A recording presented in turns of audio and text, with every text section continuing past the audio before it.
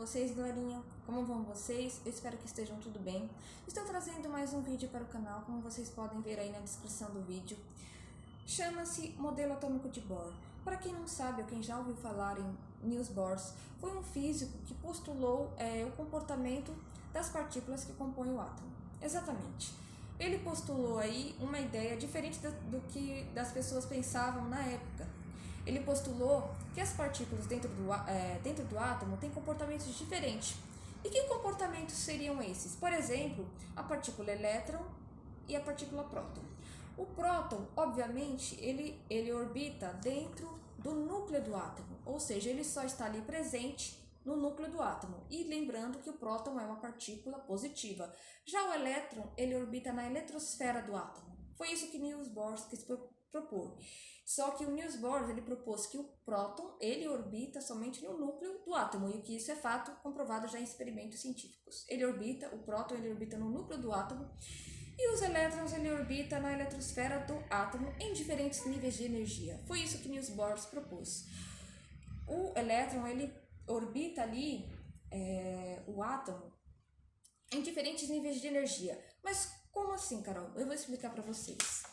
Conforme o desenho aqui, suponhamos que temos um átomo na camada 3. E a camada 3 é um nível de energia.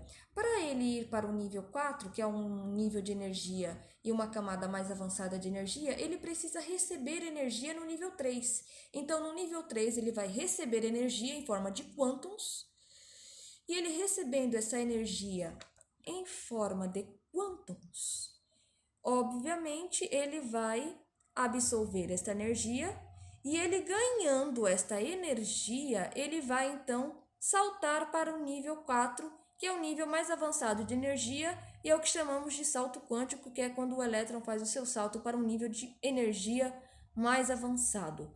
Então, ele vai pular para o nível 4 com um nível de energia maior, porque obviamente ele absorveu mais energia quando estava no nível 3. E é isso que acontece. Quando ele absorve energias em forma de quantos nele, ele dá o seu salto para uma camada com mais energia dentro do átomo. Ou seja, ele pulou do nível 3 para o nível 4, que o nível 4 é uma camada com mais energia aí. Ou seja, então, quanto mais energia ele receber, ele absorver ali, ele vai então pular para um nível mais avançado de energia. Ou seja, e no nível 4, como ele pulou do nível 3 para o nível 4 e absorveu mais energia, então no nível 4 ele vai ter mais energia ali no nível 4, na camada mais avançada de energia, do que ele tinha no nível 3, obviamente, porque ele absorveu mais energia. É assim que funciona o comportamento dos elétrons em diferentes níveis de energia no átomo. E o valor, para deixar claro, o valor dos prótons, como são partículas positivas, é 1,6 vezes 10 a menos 19. O elétron, ele tem o mesmo valor que o próton. Só que, porém, como o elétron é uma partícula negativa, calculamos assim, menos 1,6 vezes 10 a menos 19. Então, para vocês verem aqui, prótons são partículas positivas, elétrons são partículas negativas. Tem o mesmo valor em numeração, porém, elétrons, como é partícula negativa, usamos os sinais negativo. Prótons, como é partículas positiva, usamos 1,6 vezes 10 a menos 19, um número inteiro que é positivo.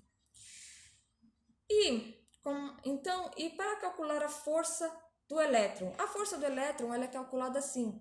Ela é calculada a constante eletrostática vezes a carga elétrica do elétron vezes a carga elétrica do próton.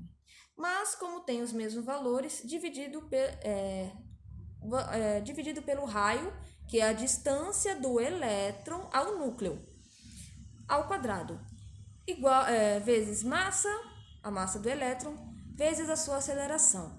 Mas como os prótons e os elétrons têm a mesma quantidade de valores em cargas elétricas, podemos calcular assim: constante eletrostática vezes a carga elétrica, o valor da sua carga elétrica ao quadrado. Então, Mas como tem os mesmos valores prótons e elétrons, então fazemos assim, juntamos os dois valores, elétrons e prótons, cargas elétricas, então fica constante eletrostática vezes carga elétrica, que é o E, ao quadrado, dividido pelo raio, que é a distância do elétron ao núcleo, ao quadrado, igual a sua massa do elétron vezes sua velocidade ao quadrado, dividido pelo raio. Só que aí, o que a gente faz? Corta o raio aqui, corta ao quadrado e a fórmula fica a seguinte: sua força elétrica pode ser calculada, então, pela força elétrica igual constante eletrostática vezes carga elétrica ao quadrado, dividido pelo raio, que é a distância do elétron do núcleo, igual a massa do elétron, vezes sua velocidade ao quadrado. E assim calculamos com esta fórmula aqui a sua força elétrica do elétron. Ok, mas e para calcular a sua energia cinética? Sua energia cinética ela é calculada, é a metade da massa do elétron vezes a velocidade ao quadrado. Então, você multiplica a massa do elétron vezes a sua velocidade ao quadrado e divide ela por 2, que vai ser o valor total da sua energia cinética do elétron dentro do átomo. E o elétron, pessoal, lembrando que o elétron ele orbita em diferentes camadas. Então, se ele vai mudando de uma camada para outra, uma camada mais avançada, ele vai ter ali um valor de distância do núcleo que precisa ser calculada. É isso, pessoal. Eu expliquei aqui mais ou menos como funciona o modelo atômico de Bohr, um pouquinho das suas fórmulas. Se gostou do vídeo, dá um like, se inscreva no canal, vai vir muito mais conteúdo legal pela frente. Eu espero que vocês gostem do conteúdo postado aqui. Se tiver alguma dúvida, não hesite em comentar nos comentários que eu estarei respondendo a dúvida para vocês.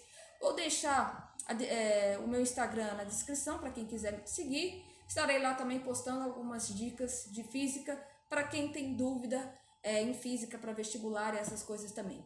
É isso, dá o seu like, se inscreva no canal e até a próxima, que vai vir muito mais conteúdo legal pela frente.